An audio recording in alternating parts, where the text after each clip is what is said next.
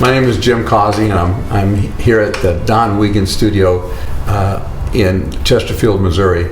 I was invited here by Don to cast my hand and holding the cyclic grip of the helicopter that I flew in Vietnam. And I'm proud of my service in Vietnam.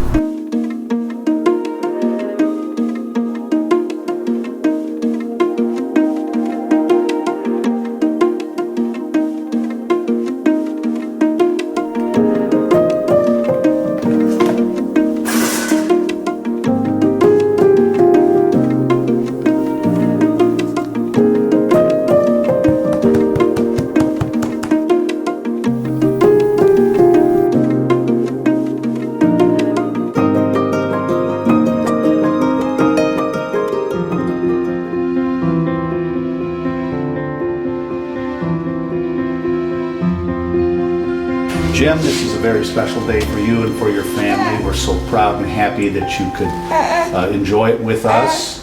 The Wiegand Foundation was formed in 2004 to honor people such as yourself who've served your country, served your fellow man. We thank you so much for your service to our country and for your service to the men and women with whom you serve. So Jim, please accept this token on our behalf, the Wiegand Foundation and Wiegand Studios, and we'll let you take it from here. Thank you very much. Thank you. I'm going to ask my wife to join me in this unveiling because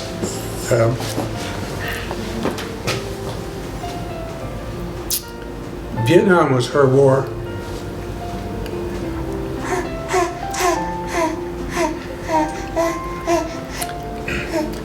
On a different front. 1, 2, 3.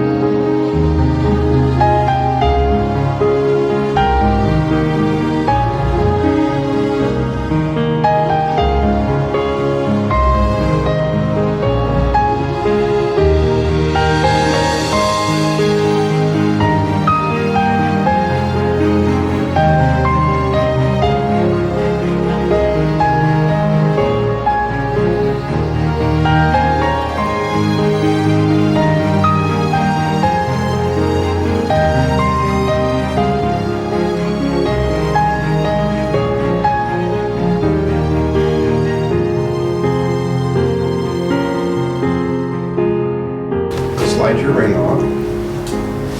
You'll notice on this side we have a point. You'll see it. I do. Slide it on there. That ring was, it's the my graduation from the United States Army Aviation School, and Susie gave that ring to me. And I graduated there when we were graduating 225 pilots a week in 67. Yeah, 67. So, Don, thank you very much. This means a lot to me and to our family, and I'm accepting this on behalf of the over 40,000 Army helicopter pilots who flew in Vietnam, and we flew 12,000 aircraft. And it's a story that's not told very often, and I don't know how to express any other way than saying this is a piece of art. And my family and I we're gonna treasure it for the rest of our lives. So I truly appreciate the opportunity to receive this. I appreciate the respect that you've given me and identified the respect that you have for the rest of my colleagues, my Vietnam brothers. I do have a comment to make, and I put it on paper because sometimes these words are hard. So 2,700,000 servicemen served on the ground in Vietnam. Hundreds of thousands of others served in Thailand and in the waters off of the coast of Vietnam. The Coast Guard even got involved in Vietnam as well. Much like the Korean War veterans, we Vietnam veterans did not return here as honored victors. We hold another place in history due to failing political events. It's been hard for us to deal with, but I can tell you that there were 3 countries that fought in Vietnam: Australia, the USA, and Korea. And if you think about your history, Korea, a line was drawn in the sand to stop Chinese communism. And in Vietnam, a line was drawn in the sand and stopped communism again. We didn't have the traditional victory. We did the fighting, but there were 5 countries that benefited. If you just look at the map, you can see that the Philippines and Malaysia and Indonesia and Singapore did not feel they were spared from the advancing Chinese and Russian communist movement. So if you ever wonder if the war was worth it, were 58,000 lives worth it, were 300,000 wounded worth it, 75,000 permanently disabled, and hundreds of thousands with unhealed emotional and moral wounds. It was worth it because there are 435 million people living in those 5 countries who don't have a government like ours, but they do not have the Russian and Chinese wave that was flying through that area. So it's wonderful to accept this. It's wonderful to be recognized, not me personally, but the 44,000 Army helicopter pilots that I served with, and more importantly, all the 2,700,000 other Vietnam veterans. So thank you so much. I appreciate this very much, and my wife does too, she's telling me. And another comment, when you go to war as a 20-year-old, you don't know what you're doing. You have no clue. And there wasn't really it just didn't show up on your radar screen. They all went with different feelings. I went with a total feeling of security. I didn't want to die, but I didn't fear death because I knew what my destiny was if I had died. I had trusted Christ, and I was in His arms. So to me, it was a nice feeling of security as I entered into a part of my life that was very not secure. So, Don, again, thank you so much for all your thoughts and all this work. A tradition with sculpture. Lift that cloth off. Turn the easel, it spins. Interesting from all angles. So the history of the piece. Life casting was first Scene 5000 BC. It's an exactation of the human form.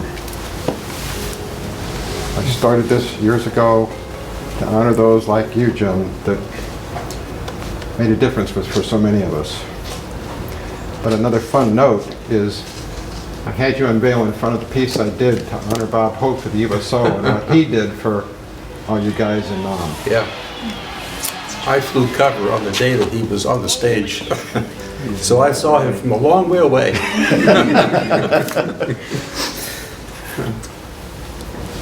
Thank you for your service. Don, you were worth it. My pleasure. As a military wife, I'd like to represent what military wives do. They take care of their families. They pray for their husbands, and they pray for any woman who has a family member, father, husband, boyfriend, whatever. You are concerned about them daily. And so what you do is very much a part of your life. And our daughter was a baby at that time. And so going through, taking pictures, as many as you could, so you could save and pass those on and have them there, so that Dad would be able to see them when he came home. And we didn't have the communication things that we have today. And so that was extremely important. And as Jim expressed, being able to have total and complete trust in God is the only way that I could make it through.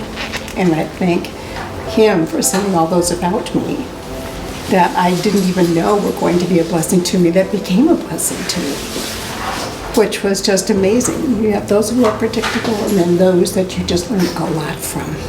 And that would be other military wives, because they're all there supporting them at the same time. Thank you. Thanks for sticking with me. It's been a road that God knew everything. Yeah. He knows it all. Thank you. So what I would say, what a privilege to have today, the day after Christmas, our families here, and this has been such a long story. And the beauty of it being at Christmas time for our family is it's such a time of hope. And my father has bore a hard storyline. I love you. And I'm happy for the opportunity for him to see the honor and focus on that. And I am grateful that my kids are able to see that love is sacrificial and it's hard. And sometimes it takes a long time to see the full beauty and the fruit of the sacrifice. But absolutely, what you said today was beautiful. Thank you. You're welcome, Jim. Love you too.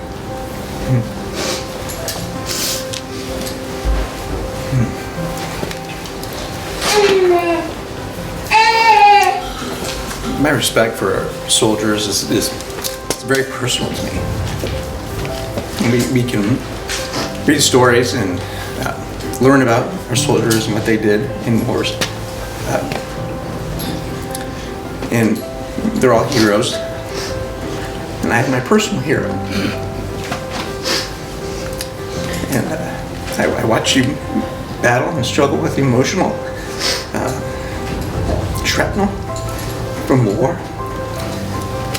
And I'm proud of the way that you've served us. I'm proud of the way that you provided safety and freedom for us. But I'm also proud of the way that you held it all together to lead a family that is evolved and continues to respect their soldiers, respect the military and what they do for us, and protect the freedom that we cherish each and every day. Thank you.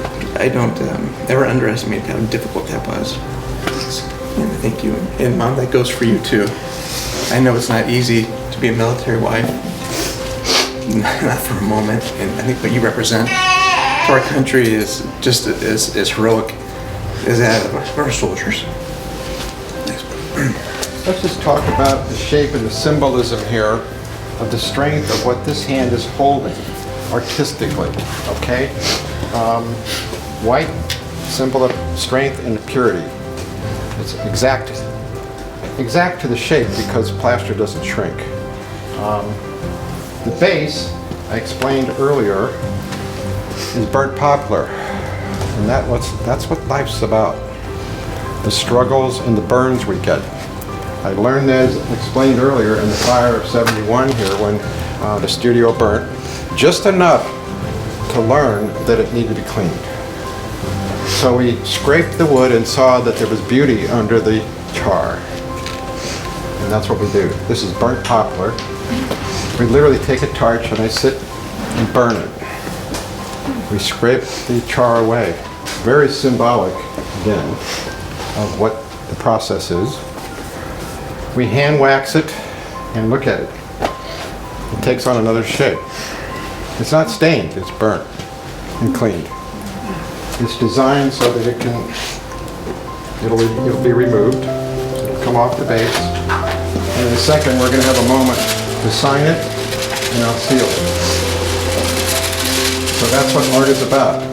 History, remembering, statements, and composition. You know, there's probably 1,002 things that I could say about my grandpa. He has led this family with so much strength and dignity, and he has led us in such a Christ-centered way. And I have been so blessed. My favorite memory of my grandpa, this goes to show you what kind of grandpa he is. I must have been 12, and there was this thing I wanted for Christmas. And it was this sweatshirt. It was a sweatshirt that I had wanted for a really long time, and he went completely out of his way. He was in New Mexico at the time to find it for me. And he brought it back for Christmas, and I wore that thing every day. He is so selfless, and I am so proud of everything that he has done for this country and for this family. In a lot of ways, him and I are very similar. My mom would tell you that.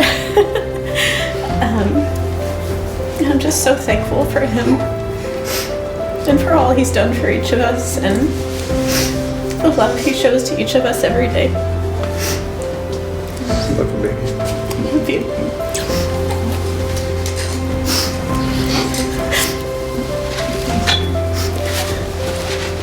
This, as you were talking about the sculpture, Don, I was looking at the cyclic grip, and there's a ton of memories around that.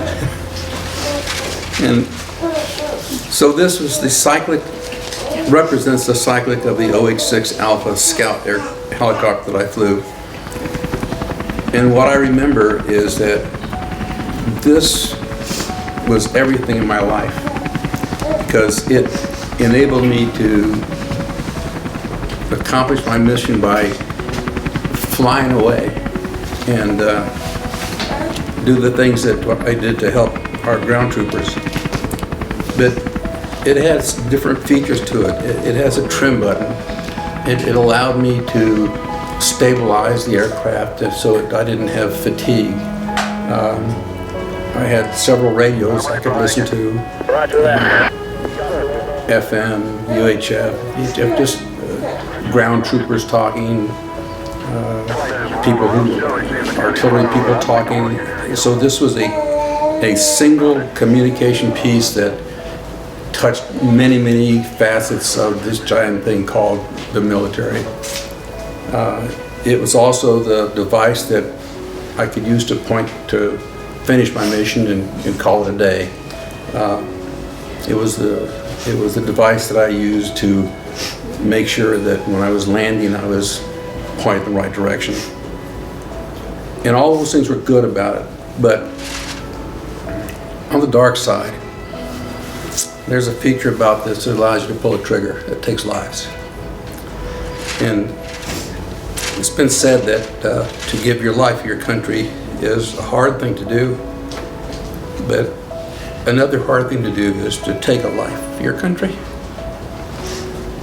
So I see a lot of things in this cycle, good things and the reality things, but it's a fistful of memory, Don. So again, thank you very much. I had a strong faith life as a fairly young Christian when I went to Vietnam. And when I came back, I didn't flounder around. I found work, and I found myself in a local church, and my kids involved in the church, and my wife involved heavily as a musician. And I believe that was a grounding for me.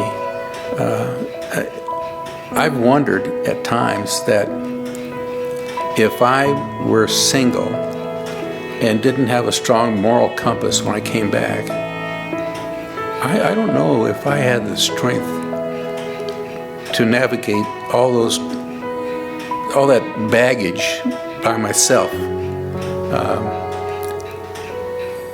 And to this day, my faith is as strong as it ever was. I enjoy fellowship with other people of my faith. I am so thankful that when I came back to Vietnam, I had some strong grounding points. I had my wife, my family. I had people in church who embraced me. I had a job that I had to focus on to support my family. And all the dust and baggage that I brought back with me just got shoved down for a long time. And, you know, like every other veteran, it's still there, and people say get rid of it. And, you know, sometimes there's things you just can't get rid of, but you have to manage them. But I'm happy with my life now. I'm proud of my Vietnam veteran fellows. They're my brothers. I'm proud of the Vietnam, or the War on Terror veterans who are coming back, because they're my brothers. I know we'll have more veterans, we'll have more wars. And I just hope we learn how to manage it so that the coming home stress isn't as hard on them as it was on the Vietnam veterans. In conclusion, I want to send a message to my grandchildren and my great-grandchildren and some future generations. I can't imagine us as a country getting ourselves into a situation like Vietnam again. I think war is going to be different. I think it's going to be much more technical. But I know that there are going to be a very small portion of the military who see the actual eyeball-to-eyeball combat. And I think the message that I would like to send to them is, if they are veterans, be strong, be brave. And if they're not veterans, try to understand that they had to be strong and be brave, and treat them with respect.